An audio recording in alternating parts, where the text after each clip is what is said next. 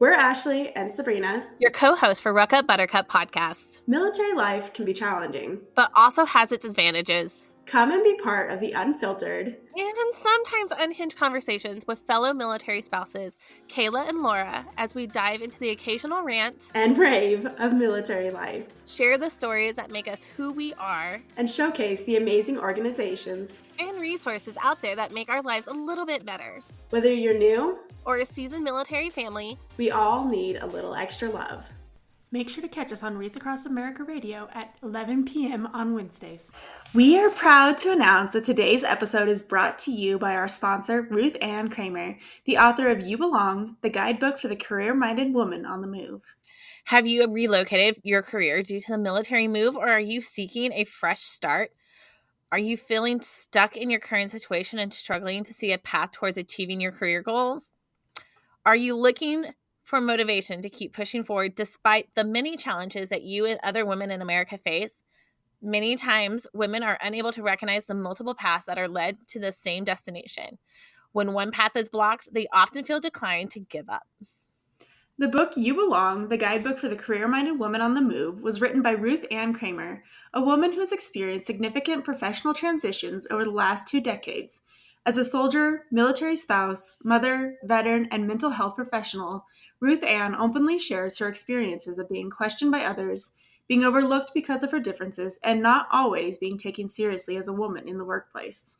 Her hope is that readers will find a sense of connection in realizing that they are not alone in their struggles, motivation to confront these challenges directly, and confidence in knowing that they belong, regardless of their differences. Finding the link to purchase her book is now in our show notes and on our social media pages.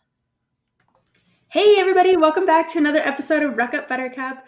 We are back with another wonderful guest. Today we have Kelly Caggiano-Hollyfield it goes together, right? The whole name, right? And she is actually an officer in the Space Force. And she wrote a really, really nice book that is called My Mommy's in the Military. So it kind of gives a different perspective. We have seen a lot of books come and go of our daddies being in the military, but this is a fun book for the families that have a bit of a different dynamic. Kelly, do you want to go ahead and kind of tell us a little bit about yourself and like your experience within the military? Sure, yeah. Well, I've been in for about 13 years now. I started my military career in the Air Force doing space operations, and then the Space Force stood up in 2019, and my career field moved to the Space Force, and so I followed my career field, and over to the Space Force I went within those first couple of years. I've had an opportunity to be stationed all over the U.S. I started in Florida, California, Colorado, Virginia currently, and heading back to Colorado this summer, doing all different types of space operations jobs. Most recently, I've been doing a lot of staff work out at the Pentagon. Everyone does their staff tour at some point, but I've really enjoyed my experience so far and looking forward to the next step, getting back to the squadron and back to more of the actual hands-on operations type work. Yeah, Ashley and I were talking about that before we got on. We were kind of wondering how that transition from Air Force to Space Force happens, because I know that they're kind of intertwined with one another anyways, because we're kind of comparing it, I guess, to the Marines and the Navy, where they're like similar, but not the exact same branch, but they kind of intertwine. So was that like a really odd transition to go from being like established in one and then having to like kind of start over in another? It wasn't that difficult at first, because when I first transitioned, almost all of us came from the Air Force. And so it was very much still Air Force culture at the beginning. So pretty easy for me as an Air Force officer to move to the Space Force. As we've grown and expanded, we've brought other people in from the other services as well. And so our culture is ever evolving and changing right now. And so now we're starting to see more of a melding of, it's actually more kind of joint-like in the Space Force because we have so many different service members. And of course, we now have people coming into the Space Force who've never been in any other branch. So all they know is the Space Force, which is an interesting perspective as well. But a pretty easy transition for me. Yeah, it's really interesting. What do you find that the like cultural difference is like inside of the Space Force? Like, how does it compare to the other branches that you've seen? I would say we still definitely line up most with the Air Force in terms of the culture, just because the vast majority of us do still have that Air Force heritage. It is very different though, because unlike the other services, we don't really deploy downrange very often. We do have some squadrons that absolutely deploy downrange. That is definitely in our wheelhouse, but most of our personnel are deployed in place, operating from an operations floor somewhere. And so actually a good comparison is kind of like an RPA pilot, right? They're operating from Creech or somewhere in CONUS, but their mission's happening around the world. And it's kind of a similar concept for us as well. So in that sense, we don't have the months-long separation from our families normally, which is nice. But then it's also difficult to explain to my son why mommy's at work at 1 o'clock in the morning, or why daddy's at work at 1 o'clock in the morning on a Saturday, and why we don't get to have weekends together. And so it's a little more of that disruption to daily life at random intervals sometimes than you would see out of like a traditional type of deploying career field. Yeah, we've talked about that on the show before because my husband used to work for JSOC. So JSOC is also kind of very like, it's almost like you're deployed from your house, like, from where you're at. So they worked really, really weird schedules. And Ashley and I've talked about in the past that almost it was easier when he would go on actual deployments because at least our life at home was just solid versus when he was at home, but like kind of getting those weird duty hours because it's really hard to transition, especially if it's not on a regular basis, because 1 week he'd be there, 1 he wouldn't, and we wouldn't know really ahead of time. And it'd be one of those things where like, how do we even schedule a trip home? How do we schedule medical visits, like things that I can't go to with the kids, my visits. And so I agree that it's really kind of either way. Like it sucks to have a deployment where you are overseas and where you're having to be completely separated for long times, but it is also really difficult to do it at home. Yeah, no, I definitely get that. I did a traditional deployment to Afghanistan and I was gone for about 5 months. It was pre having my son, but I had my stepdaughter. And so, I missed out on all of her visits with my husband while I was deployed. But then, when I'm home or, my husband, we're both kind of juggling shift schedules. And that also causes different types of disruptions. So you just adapt and go with it. And we're making it work. Yeah, I say it kind of compares to like working out of the home versus working in the home. Like it's still a job if you work in home, but it's more difficult because you do have the interruptions of everyday life, things that are continuing to go on. But then it's also hard to work out of the home because you're missing out on those everyday things that are happening in your home. So it's kind of the same comparison, I guess, of being deployed or versus being an in-state deployment kind of situation. But another great topic that kind of goes into that is your husband's also active duty. So you're kind of living not only being the active duty person, but also being a military spouse. So that perspective is definitely something that I know me and Ashley don't really have that perspective of what it's like to do both sides. It's definitely got its benefits, both of us being active duty, both in the same career field, both in the Space Force.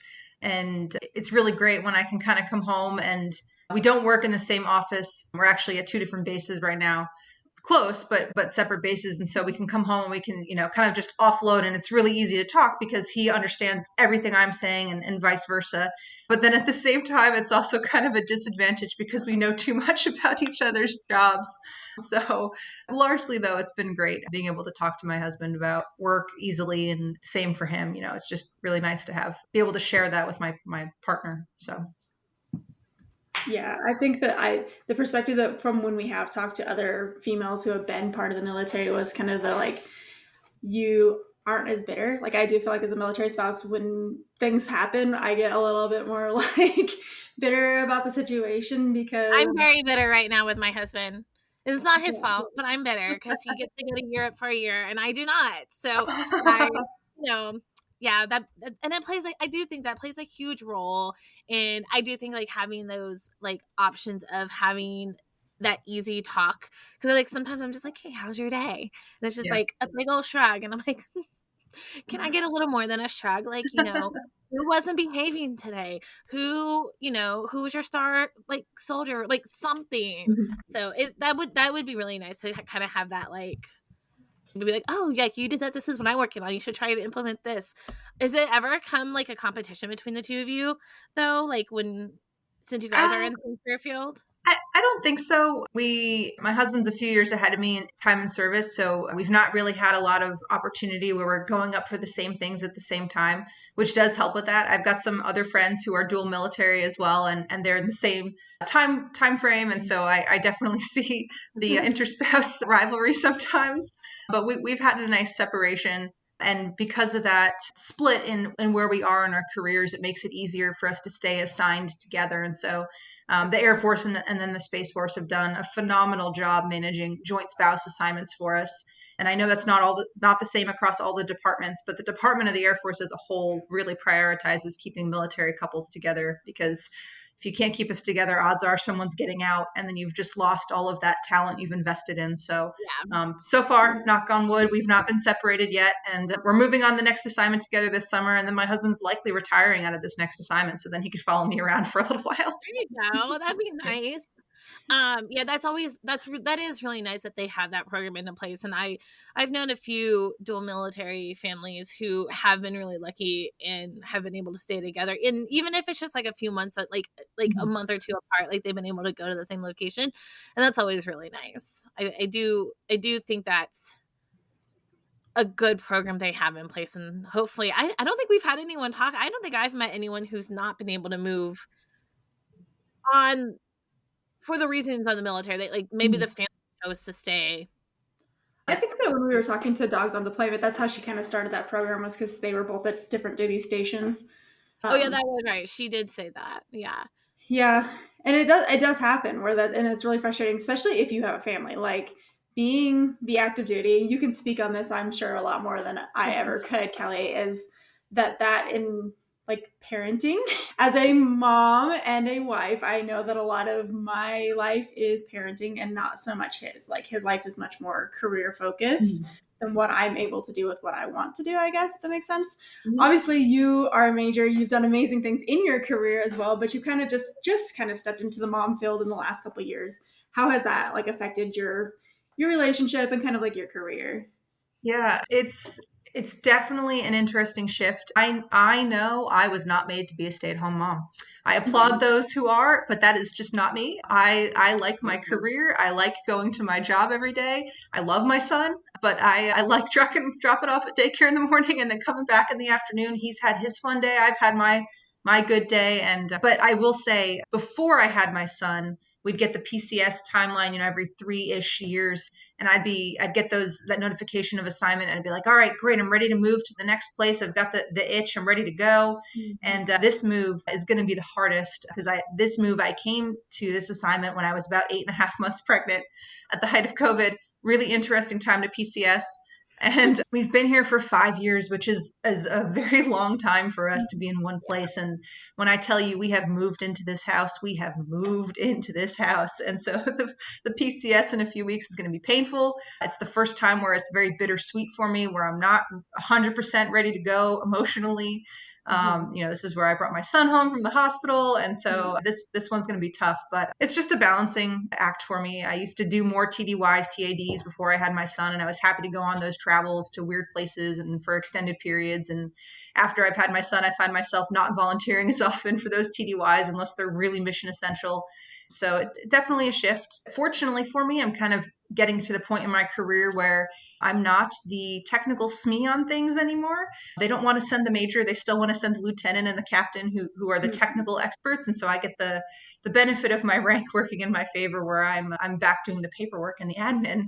So I don't have to go on those trips as often, which is nice. So far, we'll see. You said your husband's getting close to retiring, so I'm sure he's also kind of on that like downhill, like if something medical comes up with your son, that he would have the chance a lot easier to get out of the office too, which is probably nice to kind of like have that advantage of like he's kind of on the out, you're still kind of in the middle of it, and that gives him more of the responsibility in the parenting side. I guess.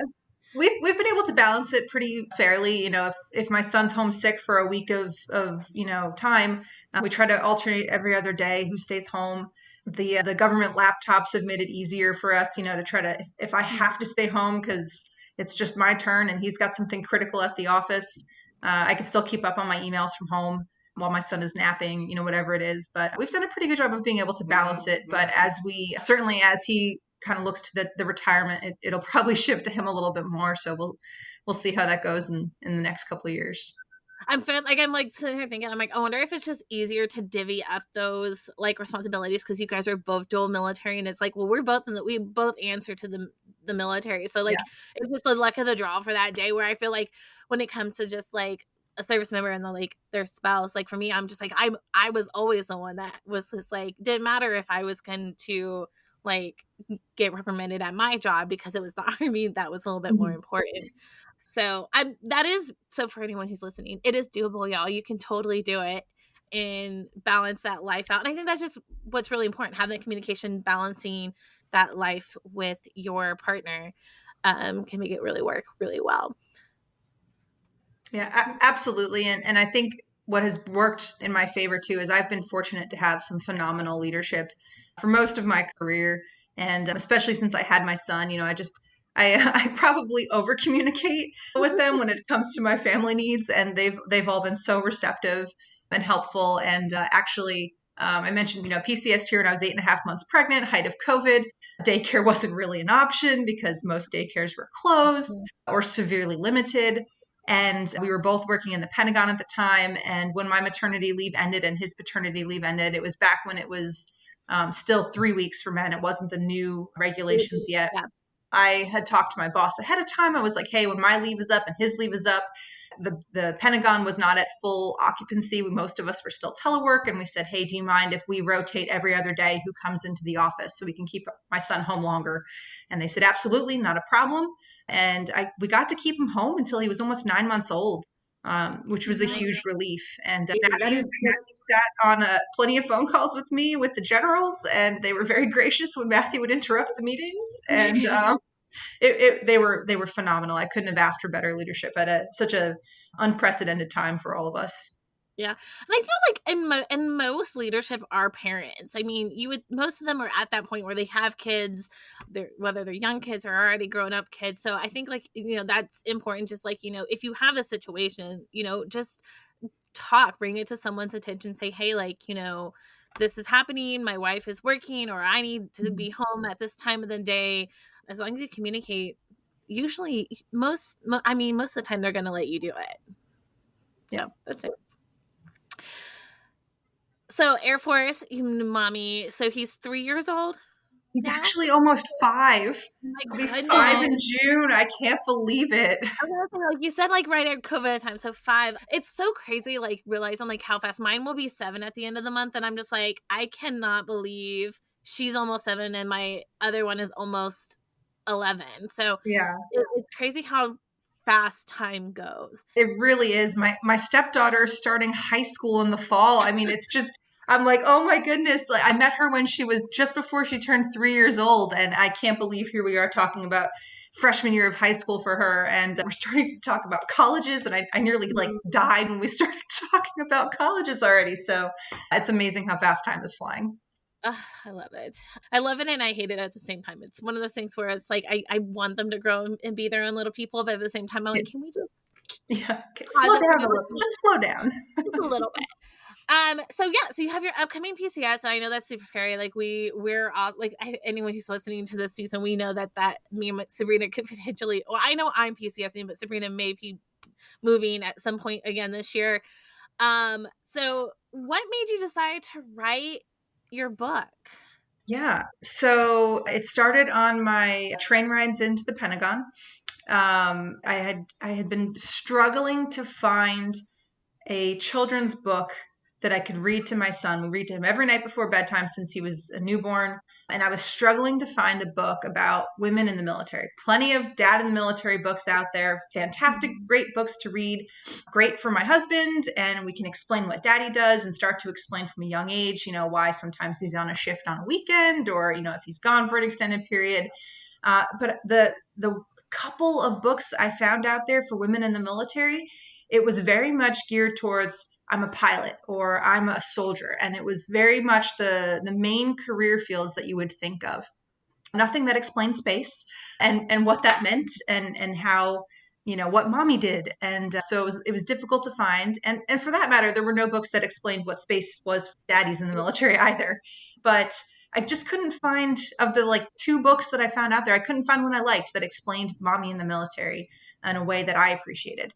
So I was riding the train into the Pentagon one morning, and I have my nice long Northern Virginia commute in, and I started thinking, well, I've got some ideas on how I could write a story for my son. And it really just started as kind of a little pet side project on my commute in. And I had a little notebook and I'd write my ideas down. And as I got further into it, I thought, man, potentially really do something with this and actually write a book and publish something. So I started crowdsourcing requests from other women in the military on what jobs they wanted to see represented, the non-standard jobs. And so there's large online forum on Facebook of women officers in the Air Force. And then there's a couple of dual military forums and whatnot. So I sent a note out on all of those and I said, hey, other than pilot, soldier, infantry, other than the main jobs everybody knows, what would you want to see in a book? And so I got some ideas, started doing some research, and kind of came up with a handful of career fields that I felt were underrepresented. And I kind of took it from there. So I started researching what those career fields were called in different services, because everybody calls it something a little bit different. And you're right, every career, every service is just a little bit different. It's the same thing, but we call it different things. We like to keep it easy. But I started looking at uniforms, and I wanted to have officer and enlisted.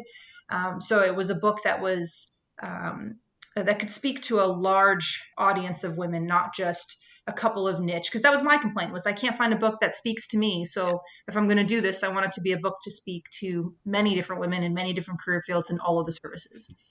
So wrote that down. Took me, I don't know, maybe a month, maybe a year or so to be happy with my draft. And then I started looking for publishers, and that was a very long journey as well. I think that was another year and a half effort trying to find a publisher. And once I found my publisher, he was really great. A collaboration helped me find a great illustrator, because I am not an artist. Stick figures are where I'm at. So we definitely needed to find a great illustrator. She was great to work with, a lot of collaboration. She was very receptive to my anal attentive attention to details of uniforms. That always bothers me too when uniforms aren't right. So we spent a lot of time getting the research right and getting the uniforms and the equipment right. And it was just, I think from start to end, it was almost a 3-year process before I finally had a final book ready to go to print. And it's been out for a little over a year now. So it's been quite a journey getting to here. One that's just like a great journey to like share, because like, most of the times when we've talked to different authors, they've all kind of expressed the same thing. Like, I couldn't find this in the market for whatever reason. And we've had a few different children books authors and things like that on. What I really, really liked about yours is the attention to detail, the attention to those pictures and the illustrations, but as well as having those different jobs. Because one, when we think of the military in general, we do think about just a pilot, a infantry soldier, a boatman, or whatever you want to call it in the Navy. Like, you just think of those simple things. And every job you can imagine is in the military somewhere. And I think that's really important, not only to show like our kids, but like this would be a great book saying like, to just for anyone to read, so that way, like, well, I want to be a soldier. Well, what kind of soldier do you want to be when you grow up? Do you want to be in the Space Force, Air Force, Navy, Marines, Army, whatever, Coast Guard, whatever branch you want to be in? Because there's so many different jobs. And I really do like how that is portrayed in your story, because this is, I think, the first one I've seen that has every branch done in a way that it's not just the same job in every branch, if that makes sense. So like the other books we've seen, like, it's kind of the same job portrayed, just in a different branch. So it's just like a foot soldier or whatever. I love this. And I love how, like, there's a picture of, like, when my mom deploys, and there's a picture of like mom on the computer and the little girl on the tablet. Like, it's so sweet, and it's so genuine, and it's so like true to military life. And I think it's so cute. Like, yeah. Sarah, I think it's great that also that you talk about being in the daycare setting, because I think that it shows that women can put their career first, right? Like, we love our babies, but it is important also as a woman to be able to have the job that you want, especially when it comes to military. You've committed a huge chunk of your life already to your career.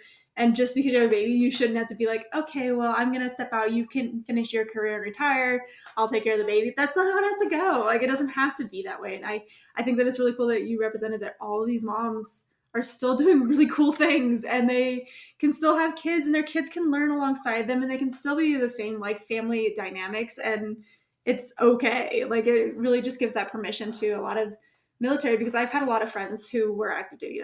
When I got married really young, so most of his friends became my friends. So when we were young, a lot of my friends were active duty, and a lot of them did give up their entire career when they had a child. Like, it just, was how it was, and maybe hopefully that's changing in the career field, that where like people are saying it's okay to stay in and like let your kids have a life in a different way than what is the like picture perfect American family, you know, kind of situation. And that's super cool, because why not? Like, why put our efforts into careers and learn and have all this experience and then just be like, that's okay, I'll just be a stay-at-home mom. Yeah, no, I've had several friends who they had children and they decided, you know what, I do want to get out and this is what I want to do. And I applaud them for being able to do what they want to do and being in a position that lets them do that. And but then on the flip side, I've got plenty of other women, men and women, friends in the military who have stayed in after having children. And it's so much easier today, I think, than even a decade ago to make that decision to be able to stay in. There are better resources in place. Parental leave is longer, and so it lets me get plenty of baby time, you know, before I go back to the office. The daycare facilities on base are getting better. In some cases, they're the cheapest option in the area, like Northern Virginia. I didn't know childcare cost so much before I moved here, but you know, we've got my son at the CDC at Quantico, and it really has made it so much easier for us to both maintain our careers, not one of us have to make the decision to sacrifice because we didn't have the support mechanisms in place. So plus we've had the added benefit of being close to all the grandparents right now. So the grandparents, really nice. We're taking advantage of it while we can. So they've been great too. Definitely do that. And, even like if you're listening and you've made that decision to stay home, like, we talk about this all the time on the podcast. Like, you have to do what's best for your family. So if it is both of you working for your mental, I mean, I get it. Like, I'm gonna stay at home mom in quotations because I work from home, but I'm viewed as stay at home mom. Like, I have to remind people all the time, like, well, I still work full time. I'm just working from home and having to, juggle all of the kid things around that. Like, there's still that option. And that was a great option for me because, like, if you've been to listen for the podcast over the last 5 seasons, like, I actually ended up losing a job. I got fired from a job because of my husband's career and being that primary parent and things like that, because that was just what happened. And I know that's happened to other people and things like that, but it came down the lines of like, it's fine. Like, I'm okay. Like, I was like okay with not doing what I wanted to do because my goals changed in life. But I was like, I still want to work and things like that. But Sabrina knows, like, I'm getting antsy being at home all the time. So like, I like have to get out and find things. But I think it's different too. My kids are getting older. They're more independent. They're more willing. They can do things on their own. And so finding what's best for your family, having that communication with your partner is so important. And don't let anyone make you feel bad about what choice you make, because I feel like there's so many people who are like, I'm judged for, going to work every single day. Who cares? Who cares what other people think? As long as your partner, yourself, your child is happy, healthy, and thriving, that is all that matters. Absolutely. And, there definitely mom guilt is real. And there are some days where the mom guilt hits me hard. I know you both know how that goes. And if there's my husband and I make it a point to try to make it to all of the parent involvement events at the CDC when we can, but it's difficult because he's at Quantico and we work further north from Quantico. So it's not a small task to get back. And we've missed 2 total since we've been in daycare. And let me tell you, my son does not let us forget that we missed those 2. A year ago, we missed spaghetti lunch, and I still hear about spaghetti lunch being missed. Yeah. And it's sad because some of our, I mean, my kids know 9 out of 10 times my husband's not making a school event, not because he doesn't want to. It's just his job. My husband's an infantry guy. They are constantly gone. They are constantly in the field. They are working late hours. He's not always able to just leave and come. And we typically don't live near installations either. We usually live within 25, 30 minutes. So we usually live a little further away. And so we make that choice as a family, but that also means that he can't just step out quickly and then go right back to work. So, but yeah, they do, like, I wish daddy could come. Like, they make that. And I'm sure dads have guilt too. It's probably a little bit different from the moms because we feel like we have to do all the things. Like, that's just the mommy nature. But yeah, he'll probably be, 10 years on the way. My spaghetti lunch. It won't go away. My 11-year-old does it, or my almost 11-year-old does it. Hey, mom, you remember that one time? I'm like, I know, How and did it's we so remember terrible. that? Like, we already have enough mom guilt as it is, and then they like always push it back on you, and you're like, "Okay, could you just stop? I know, I feel bad."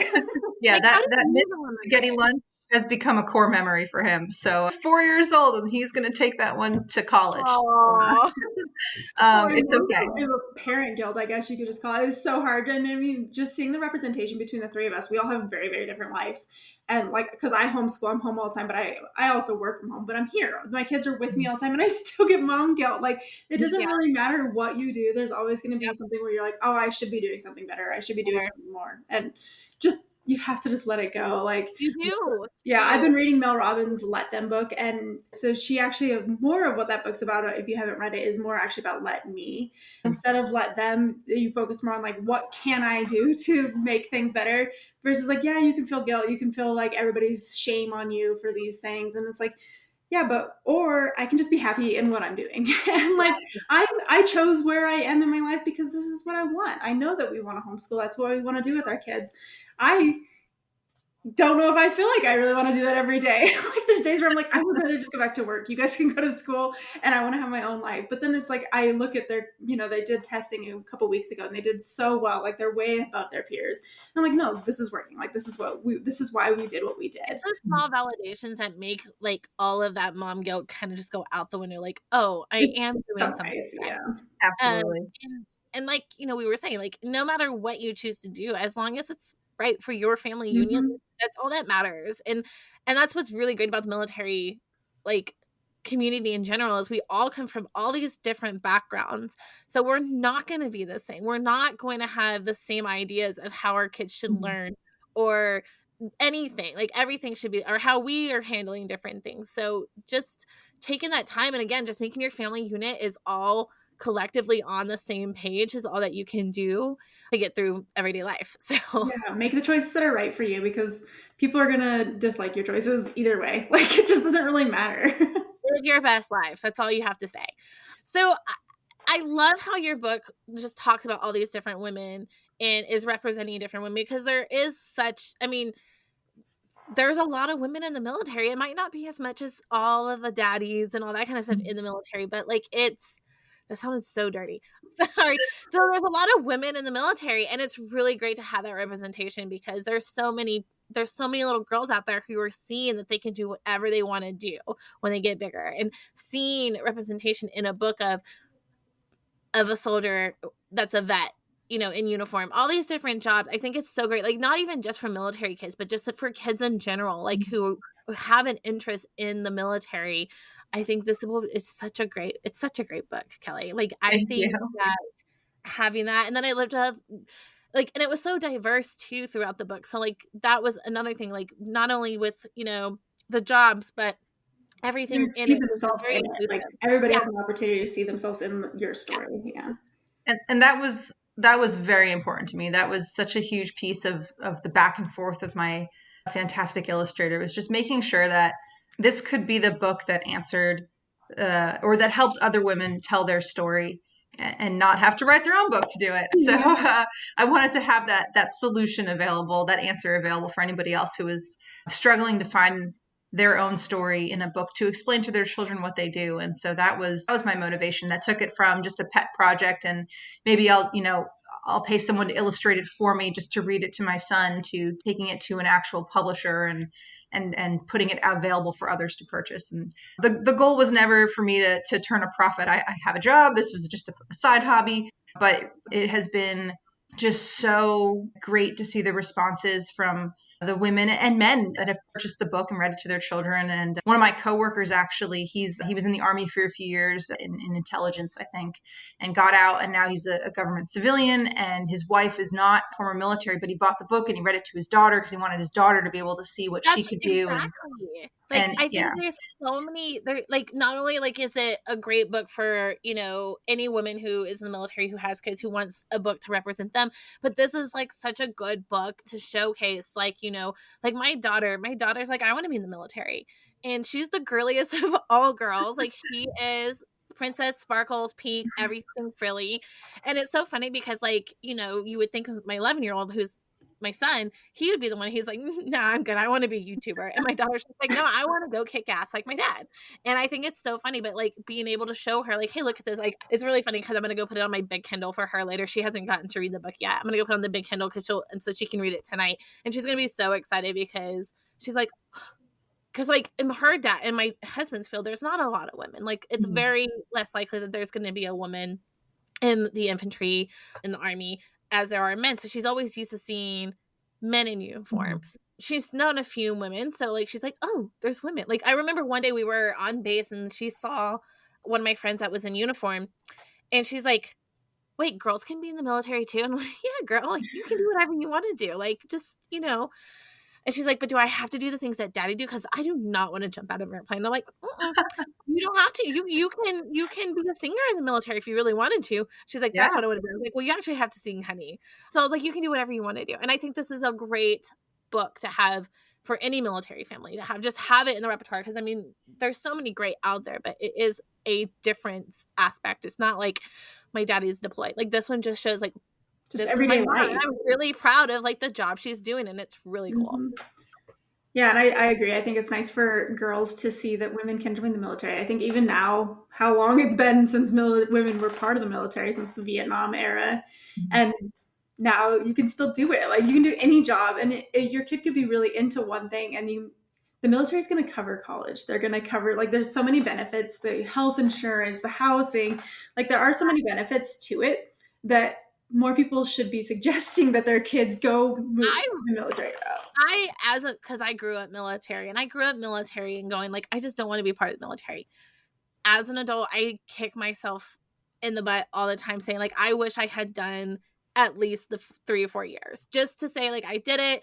I continued the family line of being in the military because my family and my husband's family come from really long lines of military. But at the same time, I wouldn't be still paying on college loans, y'all, at almost 40 years old. Yeah. So, like, I really wish that, like, I think, like, when I was finishing college, like, high school, like, it was still kind of, like, taboo for girls to be, like, in the military type of thing.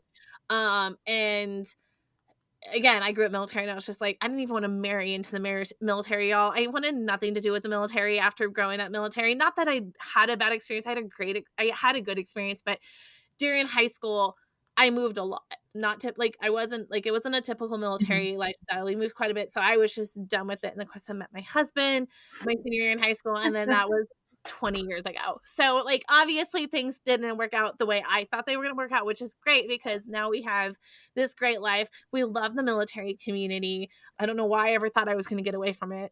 It's so funny because I feel like once your family anywhere in the line is part of the military, you are.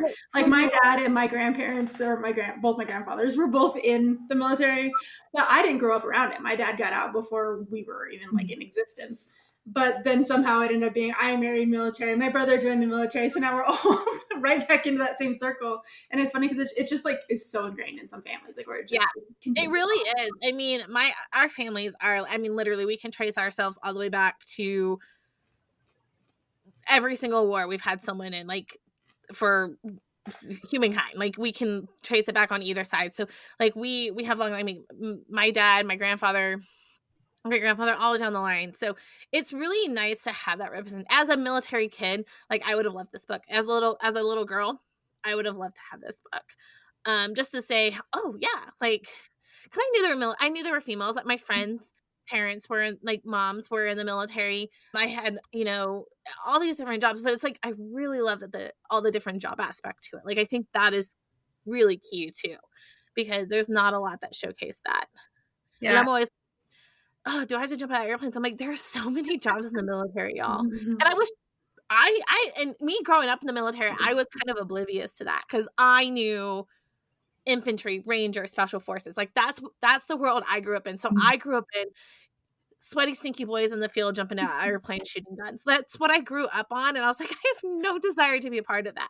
Little did I know that, I could have gone and done my dream job in the military. I could have done any other sorts of jobs that I wanted to do. I wanted to be an epidemiologist for anyone that's listening. So I wanted to be like, involved in like how the spread of pandemics and diseases and stuff happen. And I knew that wasn't going to be a career I could have necessarily being a military wife because I would need to live near a place that had a job like that. And most military installations are smaller bases. So, but yeah, like there's so many jobs, and I love that that's represented. And if you had told me when I was an ROTC cadet in college that I'd be one day operating satellites, I would have told you you're absolutely crazy. My undergraduate degrees are in environmental policy and journalism, and here I am flying satellites. So I separated, and I actually came into the Air Force under a different career field. It didn't work out for me. They reclassed me into space. And it really clicked for me. Something I would have never had picked for myself. I always had just an interest in space because my mother raised me on, she had, the amateur telescope in the backyard and raised me on all the space things. And so I've always enjoyed space as a hobby, but never ever thought career field for myself. And so Air Force helped pay for my undergraduate degree, and they said, cool, that's nice. We're going to teach you space things instead. And I said, okay, sounds good. You paid for part of college, so I can't really complain. And then that, led to me staying in past my initial 4-year commitment. And then I used tuition assistance to help pay for my first master's degree. And then I said, I'm done with voluntary education because working on a master's part-time was painful. I actually finished it while I was in Afghanistan. So it was a 4-year journey that finished at the end of my deployment, which was nice. But when I came back, I said, if you want me to have more schooling, you're going to pay for it. And the Air Force said, joke's on you. That's exactly what you're going to do. So they sent me to Johns Hopkins for a year, and I got another master's degree. And so I've been so fortunate with my career fields, and it was nothing that I was ever exposed to as a child. I had family members in the military, uncles, cousins. My father was National Guard, but he got out before I was born. So I didn't really have that military life as a child either. And when I went into college and I told my parents I'm going to do this thing called ROTC, I think my mother almost had a heart attack. My dad was like, you're crazy. You can't do that. And then he accidentally called the Army guy and he offered me a full ride to school. And I said, I'm not going to the Army, Dad. He's like, that's a good life choice. Yeah, my Marine Corps uncle assured my mother the Air Force was the right choice for me and really just calmed that down a little bit. But it has been such an opportunity, and I wanted to help share that with, explaining that to children as well. So I'll get, stopped if I'm at the grocery store in town and I'm still in uniform. I'll get stopped by kids, they'll ask me questions about, first, the big fascination is, oh my goodness, the Space Force is a real thing. And I'm like, yeah, let me tell you about the Space Force. And when they get past that, then, they're the little girls, sometimes it's just so cool to see them come up and ask questions and kind of see that light bulb moment of, oh man, like if that's something I want to do, I can go in the military.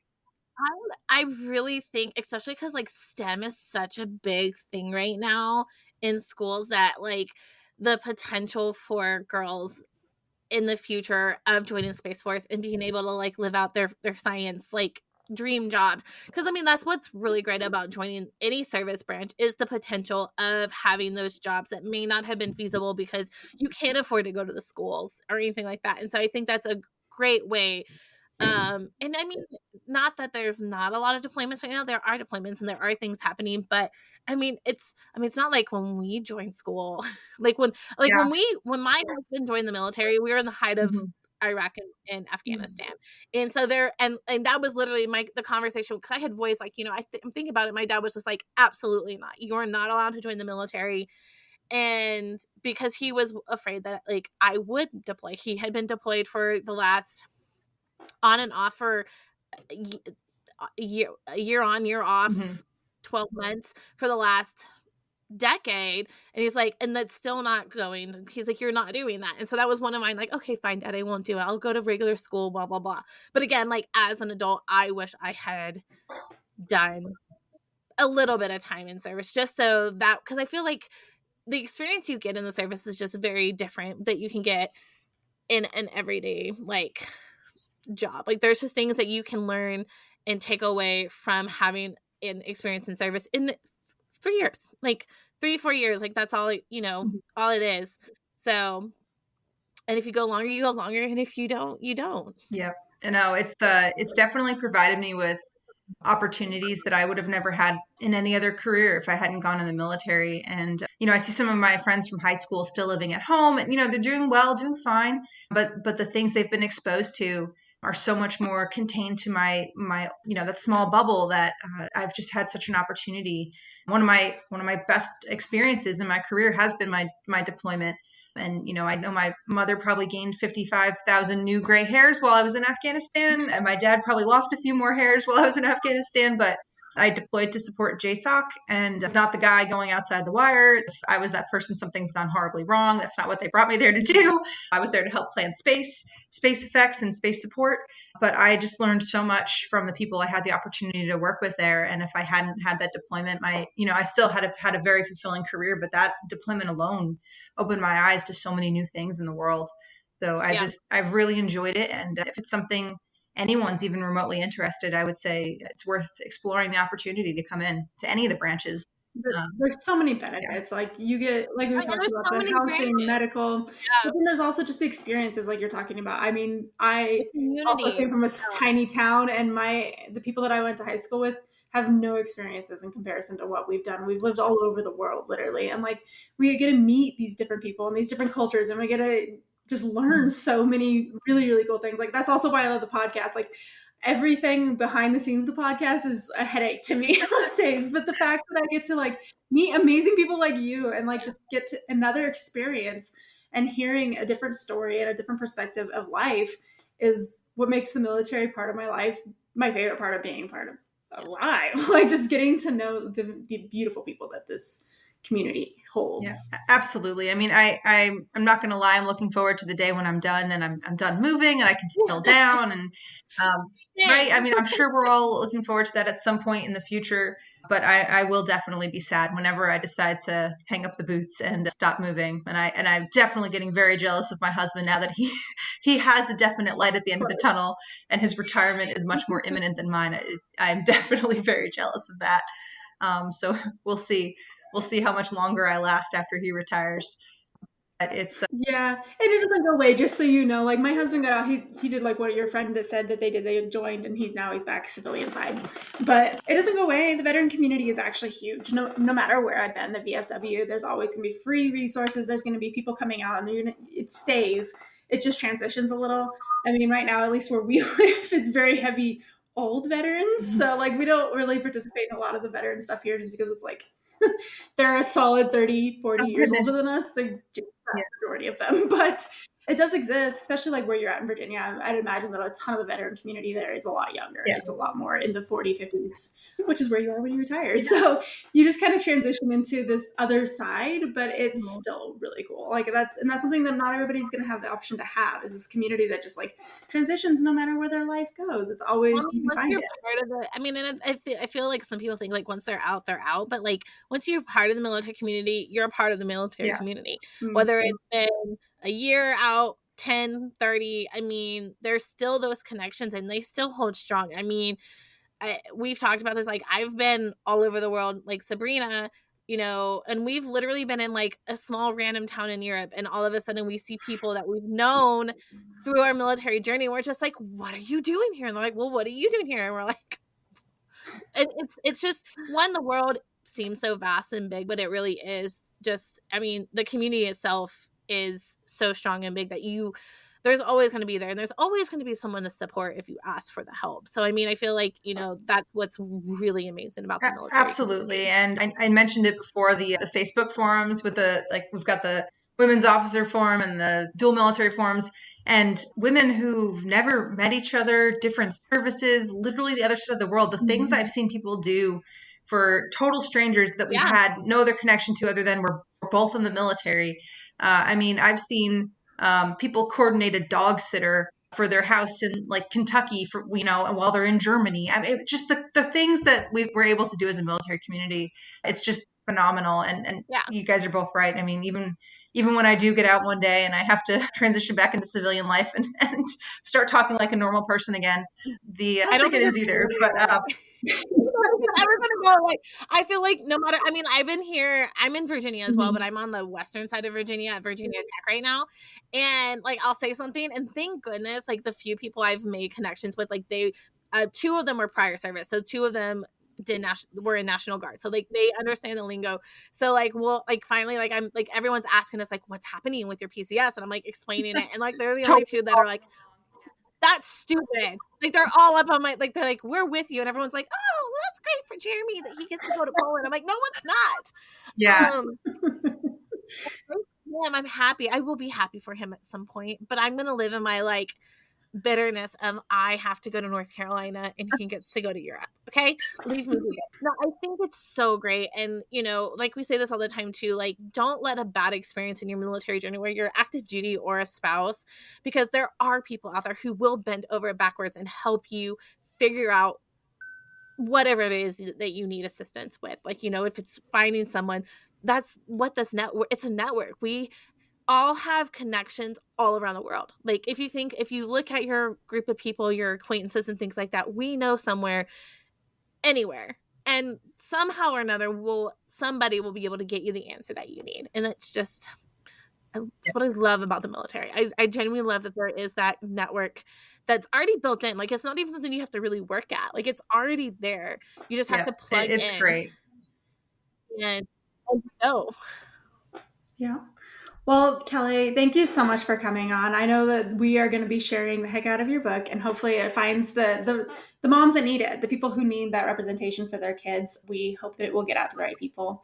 And I know that you have a busy schedule, so we're really glad that you took an hour out of your busy day to join us on this show and tell us a little bit about your life and everything that you've thank done. you both so much for having me. I've really enjoyed the last hour chatting with you both and helping me spread the word about my book and my story. And I just hope more families see themselves in the story and can share it with their children. So I really appreciate it. And this has been fantastic with both of you. So thank you.